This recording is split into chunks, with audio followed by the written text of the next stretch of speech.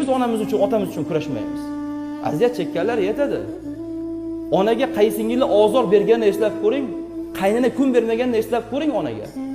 Bechora qiynalib o'sha sandallarda, pechkalarda nimadir qilib, ro'zg'or alohida qilib bo'lsa ham katta qilganini bir eslab ko'ring. Qanday endi yurak sig'adi ularga qattiq gapirishga? Ko'tarib katta qilgan otaga, onaga men sizga yaxshilik qilyapman. Mana u riyo bilan qilayotgan yaxshiligimni qabul qiling deyish mumkin inson. Amalam kerak-ku oxiratga. Ijtimoiy tarmoqqa havas qilavermaylik. Hokazolar qilayotgan yaxshilik ko'z-ko'z qilsa, "O" deb turib og'zimizda shalog'imizni oqizmaylik. Ularning ichkaridagi hayotini Alloh biladi. Ular bor budini shu hayotga sarflab yubordi. Nimaga? Shu ularning hayoti. Har xil olgan narsasini maqtanadigan, hali restoranda o'tirganini, hali mashina olganini, hali xotini eriga, eri xotiniga bergan sovg'asini maqtanadiganlar. Ularning hayotiga havas qilmang. Zerikib ketgan o'zi ham shunaqa yashashdan. Har kuni yangilik qilmasa bo'lmaydi. Chunki ularni quruvchilarning soni tushib ketadi. Mo'minchi oxirat uchun ishlaydi. Bo'ldi, oxiratga olaveradi hamma narsasini.